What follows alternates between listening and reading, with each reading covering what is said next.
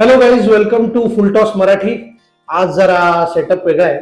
आज आम्ही दोघे एकाच स्टुडिओमध्ये आहोत, त्याच्यामुळे उलट तुम्हाला लाईव्ह रिॲक्शन्स Yes. बघायला मिळतील आणि दोघेही एकाच वेळेला शिव्या घालू. जे काय टीमने जी काय माती खाल्ली आहे मुंबईमध्ये, मी तर तुला म्हटलं चैतन्य की हीट वाढली आहे हो आणि तर ते खरंच घाम गाळलाय म्हणजे मुंबई टीमचा बरोबर. दिल्लीने. दिल्लीतच होती पण मॅच. हो, मॅच दिल्लीत होती, हा, पण घाम गाळलाय. मुंबईचा घाम गाळलाय. काय ओव्हरऑल तुला काय वाटतंय की तुला म्हणजे तू या इनिंग कडे कसं बघतोस, ओव्हरऑल परफॉर्मन्स कडे कसं बघतोस, किंवा पार्ट 1, इनिंग 1, इनिंग 2? मी ना खूप ब्लेम नाही करणार आजच्या परफॉर्मन्स साठी. म्हणजे मला असं वाटतं की आज एक वन ऑफ हे होतं, पण डे गेम च्या हिशोबाने ऍडजस्ट नाही करता आलं असं मला वाटतं. कारण टॉस पाहिला तर सूर्यकुमार यादव होताच कॅप्टन. तो म्हणाला की तसंही आम्हाला बॅटिंगच करायची होती, बरं झालं काही बरं. पण त्या हिशोबाने बॅटिंग ऍडजस्ट झाली नाही डे गेमच्या हिशोबाने. थोडं लवकर ड्राय होतो सरफेस, त्यामुळे स्लो पण होतो तेवढाच. राईट. तो त्यांना ते मॅनेज नाही करता आलं असं पटकन बॅटिंगचं ते ऍडजस्टमेंट झाली आणि नाही. कुठेतरी बॉलिंगच्या वेळेला हार्दिक पांड्याची कॅप्टन्सी मी मिस केली. पण आता मुंबई इंडियन्स कडे 9 बॅट्समन आहेत. म्हणजे तू शार्दुल ठाकूरलाही जर पकडलंस तर 11 मधले तर 9 बॅट्समन आहेत. पण तरी सुद्धा त्या पद्धतीने जे काही म्हणजे एक तुफानी म्हणत होतो आपण की बॅटिंग बघायला मिळणार आहे मुंबई इंडियन्सची, तसं तर काही दिसलं नाही. म्हणजे हे बघ, तिकडे ना मला वाटतं की एकतर 9 बॅट्समॅनची गरजच नसावी T20 सारख्या गेमला. पण म्हणजे अगदीच तुम्ही केअरलेस आणि फुल सगळ्या रिस्क घेऊन बॅटिंग करायचं ठरवलं ना, तर मग तशी करा. म्हणजे 9व्या बॅट्समॅन पर्यंत येऊ शकतो कधीतरी. म्हणजे असं पण दिसलं नाही, रिस्क घेतल्या नाहीत कोणी. एक्झॅक्टली. म्हणजे माझा तोच मुद्दा होता की आयदर तुम्ही 9 बॅट्समन ठेवूच नका, किंवा जर ठेवत असाल तर मग त्या हिशोबाने बॅटिंग करा की बिंदास राहा की ठीक आहे 9 नंबर पर्यंत बॅटिंग आहे, काय होईल फार तर फार लवकर जाईल विकेट. पण स्ट्राईक रेट कमीत कमी 180 म्हणजे चला सगळे काही पिचेस बॅटिंग पिचेस नसतात, आय अग्री. पण आज 150 पण नाहीये कोणाचा, म्हणजे मुंबई इंडियन्सचं बोलायचं झालं तर 150 सुद्धा स्ट्राईक रेट नाहीये आणि तरी तुमची बॅटिंग 9 पर्यंत आहे, जी एनिवे मिळतच नाहीये 9व्या नंबर पर्यंत येत. आणि म्हणजे असं पण नव्हतं की सुरुवातीलाच खूप विकेट गेल्यात, 3-4 विकेट किंवा 4 विकेट गेल्यात पॉवर प्ले मध्ये, असंही नव्हतं झालं. 2च गेल्या होत्या. रोहित शर्मा होता आणि सूर्यकुमार यादव होता. म्हणजे मला नाही कळलं बाबा काय एवढे स्लो खेळले. एक्झॅक्टली. आणि पहिल्या 10 ओव्हर मध्ये मुंबईचा आय थिंक 70 प्लस काहीतरी होता, 70-75 समथिंग. सो मी असं कन्सिडर केलं होतं की ठीक आहे, पहिल्या 10 ओव्हर तुम्ही जरा थोडं सांभाळून खेळलात, थोडं थांबून खेळलात, कारण तुमच्या अर्ली 2 विकेट्स होत्या. पण मला असं वाटलं होतं की ऍटलिस्ट शेवटच्या 10 ओव्हर मध्ये 100 होतील आणि जो काय 70 आहे तो 170 होईल. ठीक आहे, म्हणजे कदाचित आज म्हणजे मी असं म्हणेन की समीर रिझवीने ज्या पद्धतीने बॅटिंग केली त्या 10-15 रनने फार फरक पडला नसता. पण चल, आजचा तो एक्सेप्शनल त्याचा परफॉर्मन्स सोडला तर ते 10-15 रन सुद्धा अशा पिचवर क्रुशलच होते, बरोबर, खूप महत्वाचे होते. आणि ना जेवढा आकडा तुम्हाला चेस करताना मोठा दिसतो तेवढं प्रेशर येतं एक्झॅक्टली चेस करणाऱ्या साईडवर. एक्झॅक्टली. सो ते नक्कीच थोडा तरी फरक पडलाच असता, 15 रन अजून ऍड झाले असते. Yes absolutely. आणि आपण मुंबई इंडियन्सचं स्कोर कार्ड बघितलं तर रायन रिकल्टन 11 बॉल 9 रन, म्हणजे तो रन बॉल सुद्धा नाहीये. रोहित शर्मा प्रयत्न करत होता आणि ऑफकोर्स तो गेलाही असता, बट रॉंग शॉट सिलेक्शन असं म्हणता येईल. आणि समहाऊ तो आपल्या बापू बरोबर खेळताना जरा थोडस लडखळतो, म्हणजे जरा होतं त्याचं. तिलक वर्माला ऍब्सोल्युटली कळला नाही स्लो बॉल, म्हणजे त्याला अजिबातच कळलं नाही. आज समहाऊ सूर्या अशा पद्धतीने खेळला की कळलं, म्हणून मला इम्पॅक्ट प्लेअर ठेवू नका. मी इम्पॅक्ट देऊ शकतो पण तेव्हाच जेव्हा मी कॅप्टन असतो. बरोबर. तर असं त्याने बेसिकली स्टेटमेंट दिलेलं आहे. पण तो सुद्धा 150चा स्ट्राईक रेट तो सुद्धा क्रॉस नाही करू शकला. तर तो म्हणेल की मला इनिंग सांभाळायची होती आणि हे करायचं. हा, पण ठीक आहे, चला म्हणजे त्यातल्या त्यात आपण म्हणू शकतो की त्यातल्या त्यात सूर्यकुमारने एक फर्स्ट पहिल्या 10-12 ओव्हरचं जे काम होतं ते केलं. पण मला ना तुझाच पॉइंट इथे आठवला की कशाला टीम सांभाळायचं आहे ना, म्हणजे एवढे बॅट्समन आहेत शेवटपर्यंत तुमच्याकडे 9 नंबर 10 नंबर पर्यंत बॅट्समन आहेत, कशाला सांभाळायचे. हो हो, हे अगदी खरं आहे. थोड्याफार, आणि सूर्यकुमार नक्कीच घेऊ शकतो त्या रिस्क. He is capable. नाही, मी तर म्हणतो चल सूर्यकुमार आपण एक वगळला तर ना रायन रिकल्टनने ती रिस्क घेतली की पहिली ओव्हर तर 2 4 होत्या, पुढची ओव्हर पण 2 4 होत्या, पण ना तो रन बॉल आहे. तिलक वर्मा सुद्धा काहीच त्यानेच काहीच म्हणजे ऍड नाही केलेलं. रदरफोर्डने काही ऍड नाही केलेलं.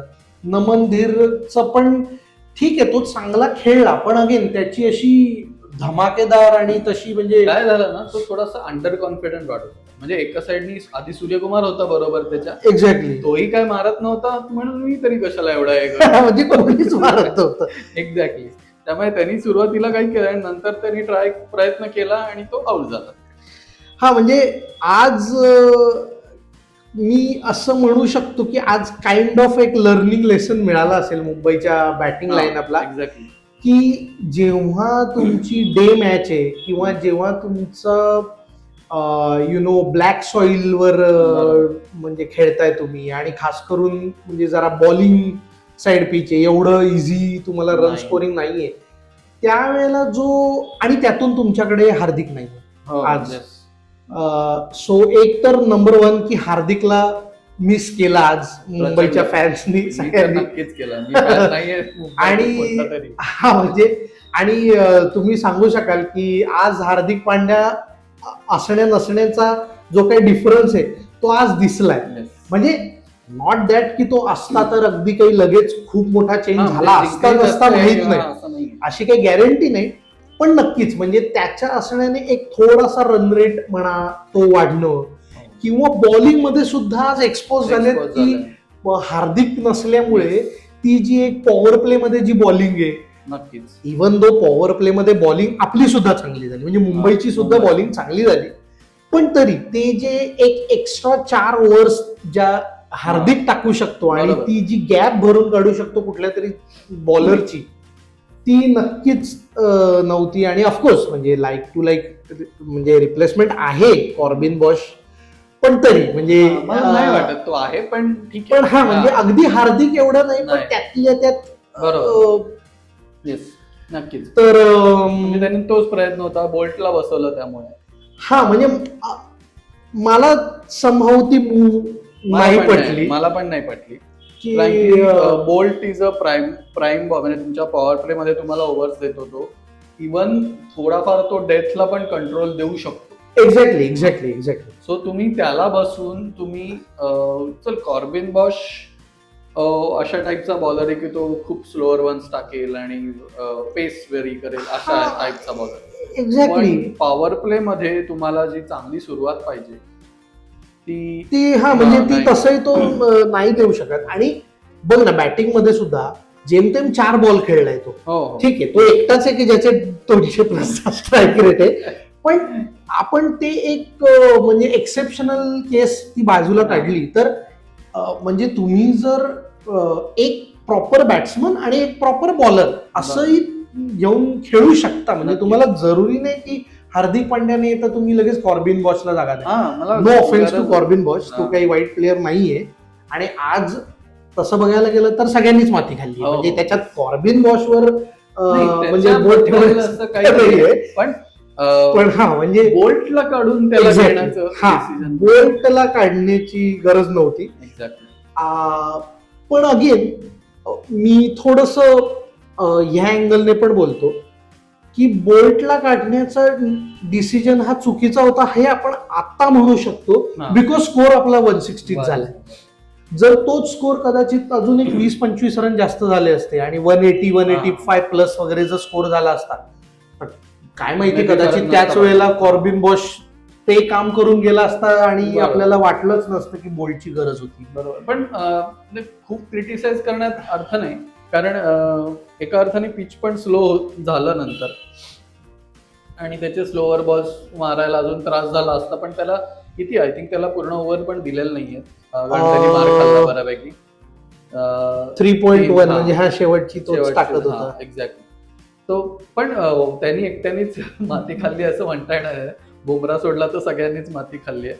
हा म्हणजे त्याने 275च्या स्ट्राईक रेटने मारलाय आणि त्याला पण 275च्या स्ट्राईक रेटने मारलाय. म्हणजे एकूण एक ते साधारणतः इक्वल झालंय, ऍव्हरेज झालाय तो. तर आपण येऊया दिल्लीच्या बॅटिंग बद्दल. आणि to be honest, Sameer Rizvi is on some another level. तो काहीतरी म्हणजे पहिल्या मॅचला सुद्धा दिल्लीच्या पहिल्या मॅचला 4 विकेट गेलेल्या होत्या आणि संकटात वाटत होते. आणि त्यावेळेला मला ऍक्च्युली वाटलं होतं ह्याला का पाठवलं तुम्ही रिझवीला, नवीन प्लेअर आहे, म्हणजे नवीन नाही असा पण हा म्हणजे डोमेस्टिक प्लेअर आहे प्रेशर टाकताय आता, पण त्यांनी जे प्रेशर त्या मॅचला, आणि आज तर तो खूप स्लो खेळत होता सुरुवातीला. हो म्हणजे 7-8 बॉलला 7-8 रन असं तेवढे पण नव्हते, रन बॉल पण नव्हता खेळत. आय थिंक 12 बॉल 6-7 असे चालले. एक्झॅक्टली. मला वाटलं 1 मॅच वंडर आहे, मागच्या मॅचला खेळला, आता गेला. पण नंतर जे काय तो सुटलाय, म्हणजे आय थिंक कोण आउट झालं त्याच्या निसंका खेळत होता. निसंका आउट झाल्यानंतर तो त्याने त्याने म्हणजे रिमांडवर घेतला मुंबईच्या बॉलर्सना. आणि ऍक्च्युली निसंका जेव्हा खेळत होता ना, तेव्हा मी जास्त टेन्स्ड होतो, कारण मला माहिती की समहाऊ तो निसंका चालतो इंडियामध्ये आणि MIच्या बॉलर्सच्या अगेन्स्ट जनरली तो चालतो. तर माझं असं होतं की ह्याला कोणतरी आउट करा. तो आउट झाल्यावर मी खऱ्या अर्थाने असं ना असं झालेलं माझं की चला आउट झाला. आय थिंक 1-2 कॅचेस पण सोडले. एक्झॅक्टली. पण मला असं फार बरं वाटलं की चला फायनली. पण बापरे, समीर रिझवीने ते जे काही म्हणजे सुरू केलंय तिथून म्हणजे मी माझ्या बाबांशी बोलत होतो की निसंका आउट झाल्यानंतर बाबा म्हणून अजून कोण आहे आता यांच्याकडे, डेव्हिड मिलर यायचा, अजून क्रिस्टन स्टॉक्स यायचा आहे, आणि तो आय थिंक विप्राज निगम पण आडवे खेळू शकतो, अक्षर पटेल यायचा अजून, बरीच बॅटिंग आहे त्यांच्याकडे अजून. एक्झॅक्टली. नाही पण समीर रिझवी ऍक्च्युली तो वेगळ्या कॉन्फिडन्सवर खेळत होता. आणि तो जो काही पहिल्या मॅचचा त्याचा जो कॉन्फिडन्स आहे तोच कॅरी त्याने केला होता सेकंड मॅचला आता. आणि तो असं वाटत होतं की वेगळ्याच पिचवर खेळतोय. नक्कीच. स्लो बॉल असू दे, म्हणजे पेस असू दे, स्पिनर असू दे, तो कोणालाच सोडलं नाही त्याने. म्हणजे तो त्याला कोण बॉल टाकताय आणि कसा बॉल टाकताय त्याला काहीच फरक नव्हता पडत. मला हा बॉल मारायचा, मी मारणार. एक्झॅक्टली. आणि म्हणजे आता तुम्ही म्हणाल की हे फॅन बॉय मुवमेंट आहे वगैरे. हो म्हणजे ठीक आहे, मी ऍक्सेप्ट करतोय फॅन बॉय मुवमेंट. हे बघा, समीर रिझवी कुठल्याही फॉर्म मध्ये असू दे, तो एकाच बॉलरला मारू नाही शकले, जसप्रीत बुमराह. पण तुझ्या संस्थेचा हे मुख्य आहेस, हो, ते त्याबद्दल काय म्हणणार? हे बघ, आज त्याने बॉल उचलून थ्रो केलाय, ठीक आहे, म्हणजे त्याने विकेट घेतली, त्याने यॉर्कर टाकलाय, फक्त तो नॉन स्ट्रायकर एंडला यॉर्कर टाकला त्याने, पण त्याला विकेट मिळाली. आणि आज म्हणजे आज ऍक्च्युली समीर रिझवीने ना फाडून खाल्लेला रे, म्हणजे आज काही कोणाचं ठेवलंच नव्हतं. आणि कोण दीपक चारला सुरुवातीला विकेट मिळाली, सँटनरला एक मिळाली आणि बॉशला, आणि जो रनआउट केलाय बुमराने तो. तुला आठवतं का मागच्या मुंबईच्या मॅचला मी तुला म्हणलं होतं शार्दुल ठाकूर बद्दल? आय नो, पण अगेन म्हणजे माझं थोडस दुमत आहे या बाबतीत. आज बिकॉज समीर रिझवी वेगळ्या टँजंटवर खेळत होता, त्याच्यामुळे आज जो येतोय त्याला तो. शार्दुल ठाकूरची पहिली ओव्हर जी आय थिंक 16 रन्सला गेली, 13 का 16 ते समथिंग, तेव्हा निसंकाने त्याला मारला. येस, दुसऱ्या ओव्हरला रिझवीने त्याला मारला. येस. पण तेच आहे की आय स्टील बिलीव्ह की तो विकेट टेकर ऍटलिस्ट तो बॉलर आहे. आता माहित नाही, सोडच मुंबई. म्हणजे मला असं वाटतं की तो म्हणजे तो विकेट टेकिंग ऑप्शन आहे. पण ऑफकोर्स येस, म्हणजे आता त्याला कशा विकेट मिळतात असं मला वाटतं ना, की त्याला अंडर एस्टिमेट करतात लोक. एक्झॅक्टली एक्झॅक्टली हा चल्याला मारणार नाही आता, त्यामुळे त्याला विकेट मिळतात. नाही, पण तो आज सुद्धा ना ऍक्च्युली मी त्याचे जे 2-3 बॉल होते ना, जे समीर रिझवीच्या खास करून म्हणजे सेकंड ओव्हरला त्याने जे टाकले ना, त्यातले 2 बॉल असे होते ना की जे विकेट टेकिंग बॉल होते आणि ते त्याने खूप चांगला पेस ऑफ करून म्हणजे एकदम स्लोअर वन बाउन्सर टाकलेला आणि ते पण म्हणजे वाईड लाईनला टाकलेला. पण बिकॉज समीर रिझवीचा आज कॉन्फिडन्स म्हणजे खूपच वेगळ्या लेवलचा होता, त्याने म्हणजे तो सोडला. अदरवाईज म्हणजे 2-3 बॉल असे होते म्हणजे मी सॉरी तुम्हाला असं वाटेल की मी शार्दूल ठाकूरला डिफेंड करतोय, पण त्याची बॉलिंग खराब पडली असं मी नाही म्हणणार. आज बॅट्समन खूप जास्त वेगळ्या कॉन्फिडन्स लेवलला होते. नाही ऍक्च्युली बुमराह सोडलं तर कोणालाच तू म्हणालास तसं त्यांनी सोडलेलं नाही. हा म्हणजे दीपक चहरनी पहिल्या 2 ओव्हर चांगला टाकल्यानंतर तिसऱ्या ओव्हरला मार खाल्ला. हो हो हो. त्यामुळे असं शार्दूल ठाकूरला असं कोपऱ्यात घेण्यात काही हा म्हणजे पॉइंट नाहीये. हा पण म्हणजे मला त्याचं मत तसं आहे त्याच्याबद्दलचं. हा पण लेट्स सी. आणि लकीली आपल्या ज्या टोटल मुंबई इंडियन्सच्या ज्या काही 14 मॅचेस आहेत राईट प्रत्येकाच्या, त्यातल्या आय गेस 2च आहेत की ज्या डे मॅचेस आहेत, बाकी सगळ्या इव्हिनिंगच्या. एक झाली, एकच बाकी. म्हणजे 14तल्या 12 मॅचेस या इव्हिनिंग मॅचेसच आहेत म्हणजे संध्याकाळच्या. आणि अजून एक ऍक्च्युली कॅप्टन्सी बद्दल मला विचारायचं होतं की दीपक चहार सारखा जो बॉलर आहे की जो स्विंग बॉलर आहे आणि जो म्हणजे तुम्ही त्याच्याकडून ओपनिंग बॉलर म्हणून विचार करता, तेव्हा त्याच्याकडून म्हणजे ऍज अ कॅप्टन मी 3 काय 4 सुद्धा ओव्हर जर जमले असते तर टाकून घेतले असते अगदी 100%. हा म्हणजे संपूर्ण टाका विषय त्याचा. म्हणजे हार्दिक किंवा इव्हन रोहित शर्मा कॅप्टन असताना तर 3 म्हणजे चांगली टाकतोय किंवा खूप रन्स देत नाही म्हटल्यानंतर 3 तरी त्याच्या ओव्हर काढूनच घेतले असते. एक्झॅक्टली. आणि कुठल्या बेसिसवर त्याच्या ठेवल्या होत्या 2 ओव्हर मला कळलं एक्झॅक्टली, मला नाही कळलं. म्हणजे चल 4 ठीक आहे, फार फेस्ट होईल थोडं, पण 3 ओव्हर तर करूच शकता तुम्ही. आणि एस्पेशली तेव्हा जेव्हा त्याच्या 2 ओव्हर चांगल्या पडल्या. नक्कीच. तर मला असं वाटतं की तुम्ही 3री ओव्हर पण त्याला द्यायला पाहिजे होती. माहित नाही आता हार्दिक इथे असता तर त्यांनी सेम डिसिजन असता का नसता, वी नेव्हर नो. पण येस, म्हणजे मला असं वाटतं की तिथे थोडस ते करायची गरज होती. आणि आज कुठेतरी असं जाऊन मला पर्सनली वाटलं की जे म्हणतायत ना स्पिनर मुंबईकडे स्पिनर नाहीये, बरोबर, ते कुठेतरी आज दिसलं की कसं आहे ना, सँटनर खूप चांगला बॉलर आहे, पण तो खूप अशा विकेट घेऊ शकतो असं मला वाटत नाही. He is a economical bowler, तो रन फ्लो रिस्ट्रिक्ट करू शकतो. राईट, थोडा स्मार्ट बॉलर. त्याला विकेट अशा फार मिळालेल्या मी कधी पाहिल्या नाही. राईट. सो जो एक एक्स्ट्रा स्पिनरची जी गरज आहे ना, मला वाटतं तिकडेच त्यांना कॉर्बिन बॉशच्या ऐवजी जर असेल अवेलेबल, मला नक्की माहिती नाही, तर विल जॅक्सची गरज आहे. हो, विल जॅक्सची गरज आहे. किंवा मला असं वाटतंय की इवन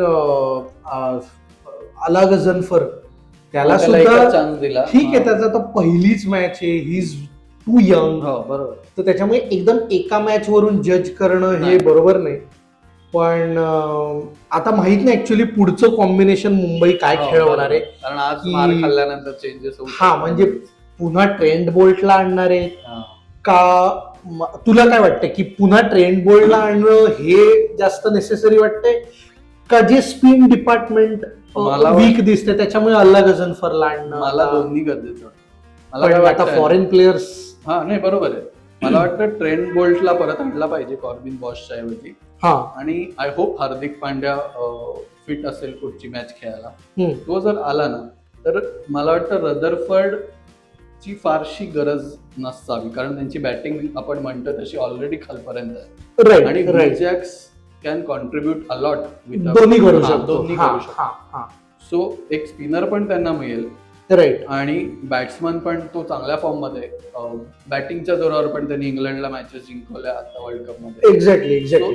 ते पण होईल. रुदरफर्डच्या ऐवजी विल जॅक्स ऐवजी आणि मला maybe I don't know कोण बसेल, पण हार्दिक आते. विल जॅक्सला आपण मेल टाकूया लवकर. का नाहीये ते मला ऍक्च्युली माहिती नाही. हा म्हणजे आणि येस तू म्हणतोयस ते थोडंफार मी म्हणजे की एकतर तुमच्याकडे रायन रिकल्टन ओपनिंग बॅट्समन आहे, रोहित शर्मा सारखा तुमच्याकडे ओपनिंग आहे, त्याच्यानंतर तिलक वर्मा आहे, त्याच्यानंतर सूर्यकुमार आहे, तुमच्याकडे हार्दिक पांड्या आहे, तू म्हणतोयस तसं समजा विल जॅक्स त्या म्हणजे एवढे सगळे बॅट्समन असताना तुम्हाला रुदरफर्डची गरज लागतेच का? एक्झॅक्टली. आणि बरं लागली तर तो ते काम करून देतोय का, जे आज नाहीच झालं ना. म्हणजे but he is a good batsman, पण तुम्हाला जर दोन्ही बॅटिंग आणि बॉलिंग विल जॅक्स कडनं मिळत असेल तर रुदरफर्डची काच गरज समज. नाही, कदाचित तो प्लॅन असेल सुद्धा मुंबईचा, पण आता विल जॅक्सच नाहीये तर त्याच्यामुळे त्यांनी कदाचित मागच्या मॅचला आय थिंक दोघंही नव्हते, त्यामुळे मागच्या मॅचला गजनफरला चान्स मिळाला. आता सँडनर आलाय तर तो आता आलाय, पण may be hopefully will Jacks आला की कदाचित ते कॉम्बिनेशन कदाचित बदलेल.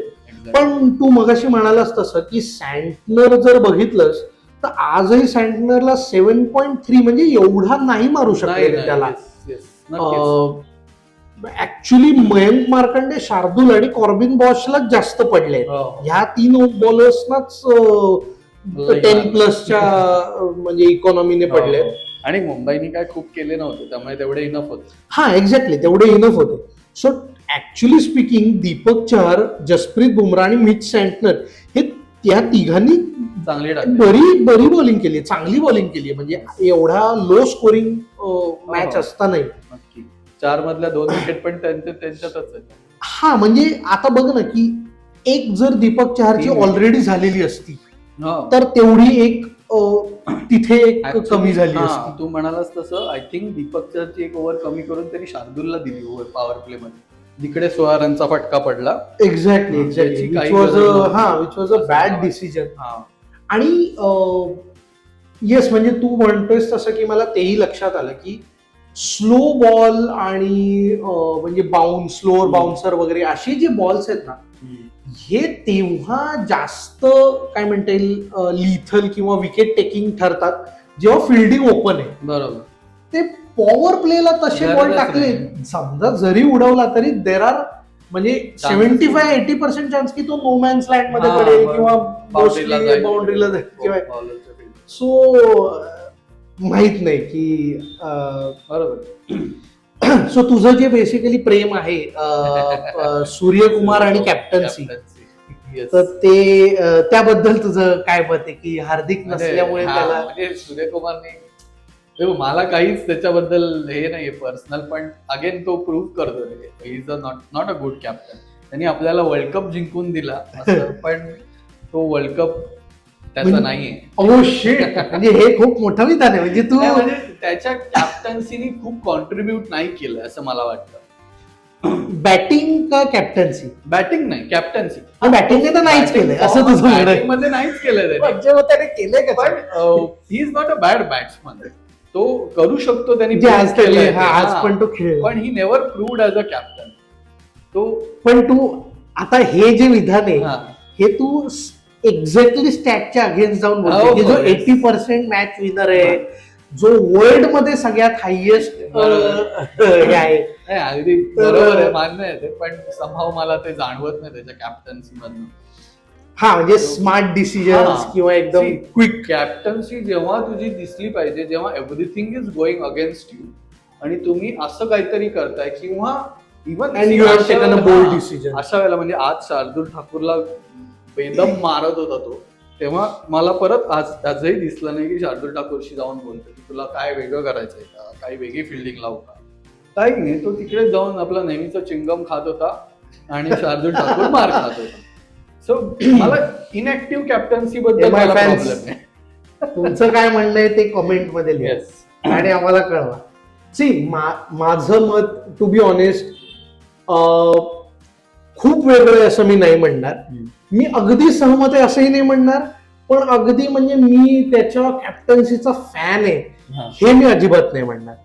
आणि मला असं वाटतं की जर आता एक्झॅक्टली आपण येऊया की मी त्या विषयावर येतो, कॅप्टन्सी या विषयावर, पण मला पहिले सांग की तुला काही माहिती आहे का की हार्दिक पांड्या नसण्याचं, तो इल म्हणल्यानंतर मला वाटतं काहीतरी इंजर्ड नाही, हा इंजर्ड नाही, ही जर इल म्हणजे काहीतरी ताप आला असेल किंवा अच्छा ओके,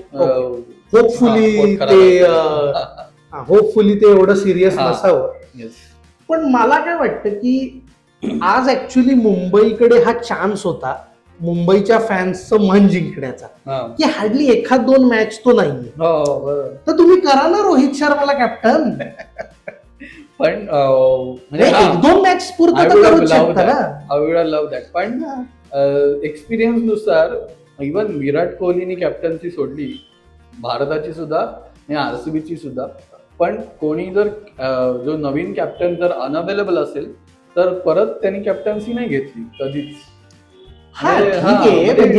ते करतच नाही. पण हे द ग्रेट 7 नंबरच्या बाबतीत वेगळं आहे, तर मिळेल त्या चान्सला कॅप्टन्सी करून.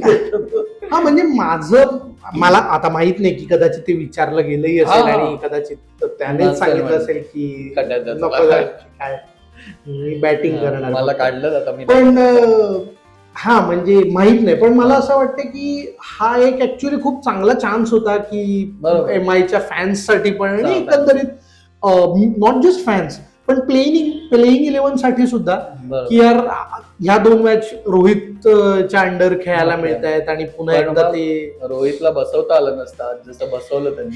हे तर MIचं म्हणजे मला काहीच कळलेलं नाही की म्हणजे तिघं जेव्हा खेळत असतात तेव्हा ह्या तिघांमधलं कोणीतरी इम्पॅक्ट प्लेअर का असतो. म्हणजे हार्दिक पांड्या कॅप्टन असताना सूर्यकुमार इम्पॅक्ट प्लेअर, सूर्यकुमार खेळतोय आज कॅप्टन्सी, तर रोहित शर्मा इम्पॅक्ट प्लेअर. हे काय म्हणजे समजलं नाही ऍक्च्युली. रोहित शर्माच्या तुला असं वाटतं का आज जे काय झालं नंतर समीर रिझवी महाराज सुटला, तर रोहित शर्मा फील्डवर असता तर त्यांनी काही सल्ला दिला असता किंवा काही केलं असतं असं वाटतं का तुला? म्हणजे कॅप्टन असता तर नाही, कॅप्टन नाही, फील्डवर असता तर डेफिनेटली. म्हणजे ऍक्च्युली आता तू जेव्हा बोललास ना, म्हणजे मला बोलता बोलता ऍक्च्युली हा मुद्दा आठवला. मला माहित नाही की हे पॉसिबल आहे की नाही, पण बॉलिंगच्या वेळेला रदरफोर्ड इम्पॅक्ट प्लेअर बाहेर जाऊन अल्ला गझनफर येऊ शकतो का? ते 4 खेळू शकतात, पण ऍट अ टाइम 4 का पेपरवर 4? फुल 4, 12 मध्ये 4च खेळू शकतात. अच्छा, 12 मध्ये 4. अच्छा, म्हणजे अल्ला गझनफरला एनिवे चान्स नव्हता त्या प्लेइंग. अच्छा, मला वाटलं की foreign player can replace foreign player. Unfortunately नाही. पण रोहित शर्मा आता सँटनर सुद्धा न्यूझीलंडचा कॅप्टन आहे. रोहित शर्मा कॅप्टन्सी एवढ्या वर्ष केली आहे त्यांनी मुंबईची. Supposedly Suryakumar Yadav world cup winning captain आहे. सो एवढी कॅप्टन्सी किंवा एवढा एक्सपिरियन्स तुमच्याकडे फील्डवर असताना तुम्हाला रोहित शर्माला बसवायची काहीच गरज नाही. हा म्हणजे वेनेवर म्हणजे जेवढ्या गोष्टी तुमच्या विरुद्ध जात आहेत तेव्हा तुम्हाला सगळ्या एक्सपिरियन्सची गरज असते. एक्झॅक्टली अगदी बरोबर बोललास तू. आणि ठीक आहे, तुम्ही यंगस्टर्सना बसवा. मग जर तुम्हाला म्हणजे तुम्ही टीमचा विचार केला पाहिजे का तुम्ही कुठल्या प्लेअरला किती चान्स मिळतो खेळायचा. नमनदीरला बसवू शकले असते त्यांनी, तो रदरफोर्डला बसवा किंवा नमनदीरला बसवा की जे प्युअर बॅट्समन आहेत की जे फक्त फिल्डिंग मध्ये कॉन्ट्रीब्युट करणार आहेत. Rohit Sharma is a good fielder. हा म्हणजे त्याच्या फिल्डिंग चांगली नाही म्हणून बसवला असं. एक्झॅक्टली. आणि खास करून लो स्कोरिंग मॅच मध्ये की जेव्हा तुम्हाला माहिती की खूप कमी स्कोर झालाय, असं नाही की तुम्ही 200, 250 स्कोर केलाय आणि काही आता काही गरज नाहीये. ट्रिकी टार्गेट आहे, त्यामुळे अशा वेळेला तुम्ही पण गरज होती रोहित शर्माची. एक्झॅक्टली. आणि हे मागच्या वर्षी पण मला जाणवलं तेव्हा जेव्हा ते रोहित शर्माला बसवत होते. नाही, मी असतो जर मॅनेजमेंट मध्ये तर मी डायरेक्ट नीता काकूंकडून फोन लावला असता रोहित शर्माला की कॅप्टन्सीच कर 2 मॅच साठी, 1-2 मॅच जे काय हार्दिक नसेल तोपर्यंत. पण तुला वाटतं का कोहलीला बसवतील आरसीबी इम्पॅक्ट प्लेअर म्हणून? नाही ना. अरे धोनी नाही बसत अजून. म्हणजे आणि टू बी ऑनेस्ट तो म्हणजे येतो पण 7व्या-8व्या नंबरला. पण तेच आहे ना की आजही धोनीचं नाव अजूनही तो रिस्पेक्ट का आहे, तो कुठे बॉलिंगमध्ये काही कॉन्ट्रीब्युट करतो. पण त्याच्या ज्या ऍडवाईस आहेत किंवा त्याचं असणं ग्राउंडवर बिहाइंड द विकेट्स, हे गेम चालवणं, कोणी कॅप्टन असू दे, पण ते जे काही गेम चालवणे, गेम अवेअरनेस आहे की कुठे कुठली बॉलिंग दिली पाहिजे, कशी फिल्डिंग सेट करायला पाहिजे. म्हणजे तुम्ही त्याच्या नावावर रोहित शर्माच्या आणि त्याच्या नावावर 5-5 ट्रॉफीज आहेत IPLच्या. खाऊची गोष्ट नाहीये ती. आणि ठीक आहे, मला वाटतं इनफ बोललो आपण याबद्दल. हा म्हणजे प्लीज तुम्ही कोणाकडे जर कॉन्टॅक्ट नंबर असेल काकूंचा किंवा म्हणजे आकाश किंवा नीता काकूंचा नंबर असेल तर प्लीज हे आमचं म्हणणं पोचवा की कॅप्टन्सी नाही तर नाही, तुम्ही इम्पॅक्ट प्लेअर, म्हणजे त्याचा सगळ्यात जास्त इम्पॅक्ट ग्राउंडवर असल्यामुळे होतो. एक्झॅक्टली. आणि तुम्ही त्याला बाहेर बसवताय आणि त्याच्याकडून इम्पॅक्टची अपेक्षा करताय. डोंट नो, हे खूपच. मुंबईला ऍक्च्युली मी सीझनच्या आधी म्हणलं होतं मुंबईची टीम एकदम परफेक्ट आहे. आता विल जॅक नाहीये आलेला अजून, पण तो आल्यानंतर जर रोहित शर्माला त्यांनी बाहेर बसवलं नाही आणि कॉम्बिनेशन परफेक्ट बसला ना, तर मुंबईची टीम एकदम परफेक्ट आणि लिथल टीम आहे. ट्रॉफी जिंकायचे हो, म्हणजे येस त्यांच्याकडे नक्कीच चान्सेस खूप आहेत. अशा चुका करून चान्स घालवू नये असं मला वाटतं. आणि आय होप की आज ज्या काही चुका झाल्या असतील त्यातून मुंबई शिकलं असेल. जे काय थोडंफार बॉलिंग डिपार्टमेंटमध्ये किंवा इव्हन बॅटिंग डिपार्टमेंटमध्ये की लो स्कोरिंग मध्ये काय स्ट्रॅटेजी वापरली पाहिजे बॅटिंगची, किंवा जेव्हा बॉलर्स वापरायचे ते किती स्मार्टली वापरले पाहिजेत, किंवा जो स्पिन अटॅक आहे जो कुठेतरी वीक थोडासा वाटतोय त्याला काउंटर कसं करायचं. किंवा ऑफकोर्स म्हणजे तू म्हणालास तसं मगाशी विल जॅक्स आल्यानंतर कदाचित ते म्हणजे तो फॉर्म्युला बदलेल, तो बॅलन्स अजून कदाचित थोडा चांगला होईल.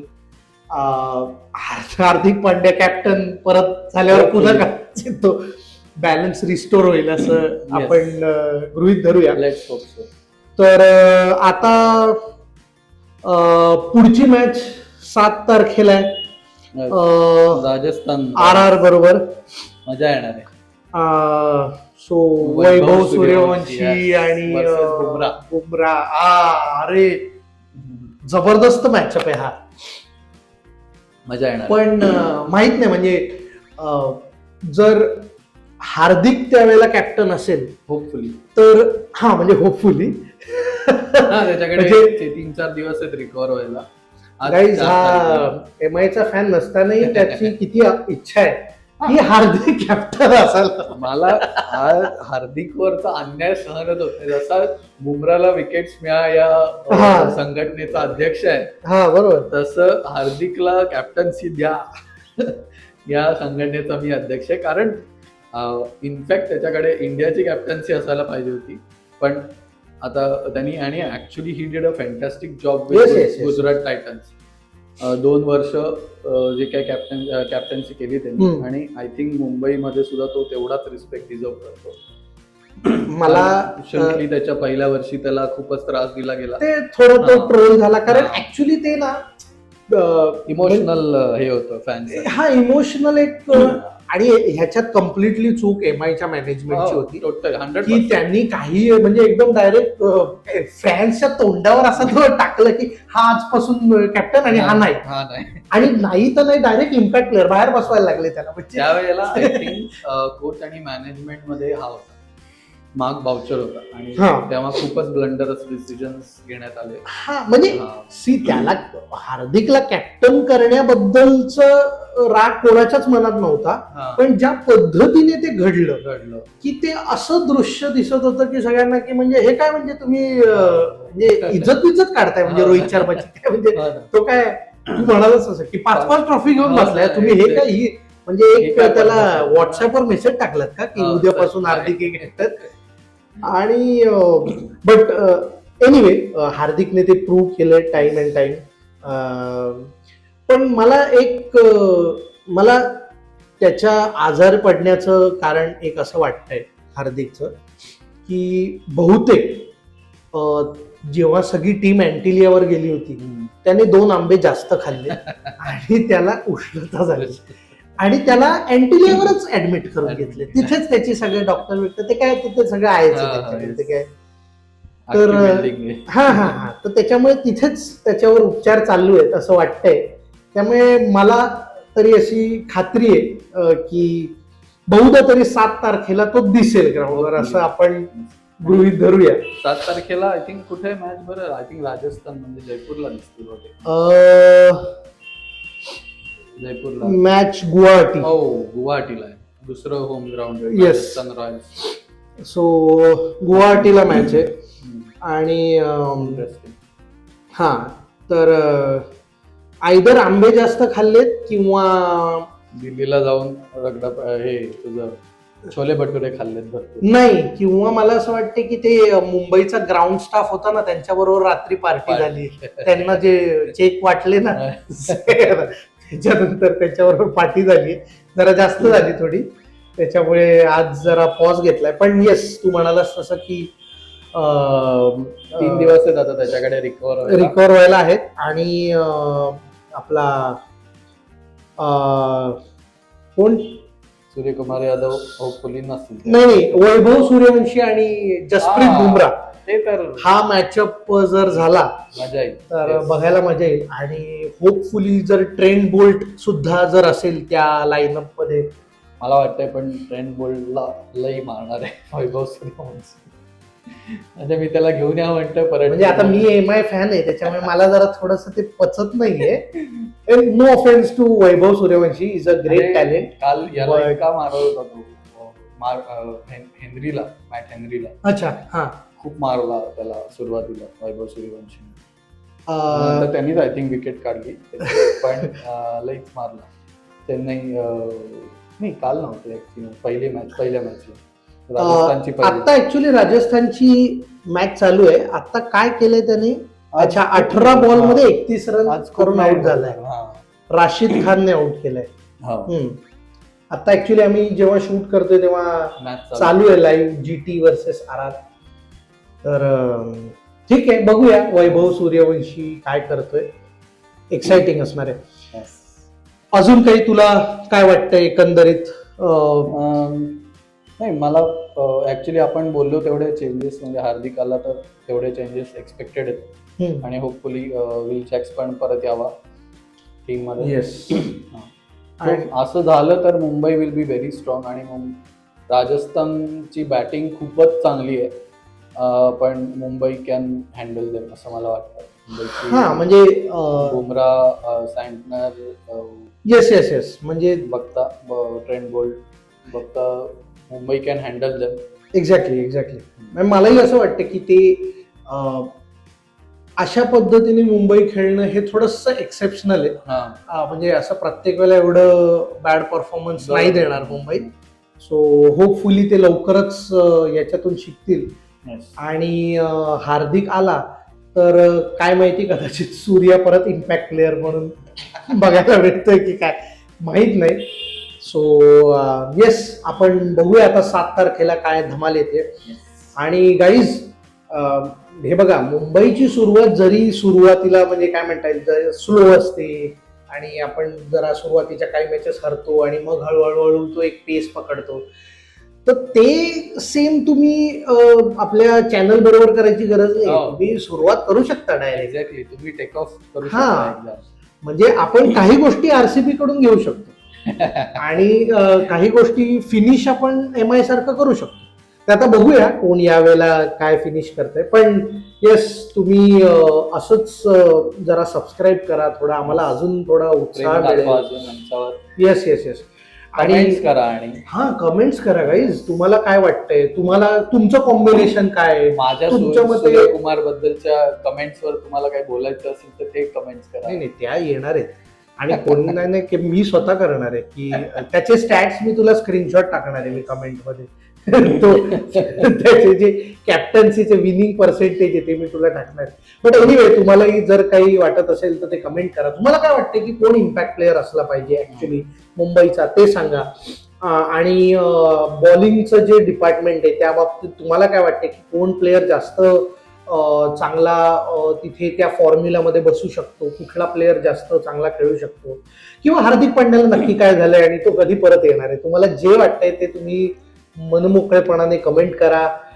जर तुम्हाला व्हिडिओ आवडला असेल तर शेअर करा. तुम्हाला जर तुम्हाला काही सजेशन द्यायचे असतील तर ती कळवा. आणि शॉर्ट्स तुम्ही आता बघताच आहात, तर आता आपण लवकरच इंस्टाग्रामवर पण येतोय, तुम्ही रील्स पण आपण घेऊन येतोय तुमच्यापर्यंत.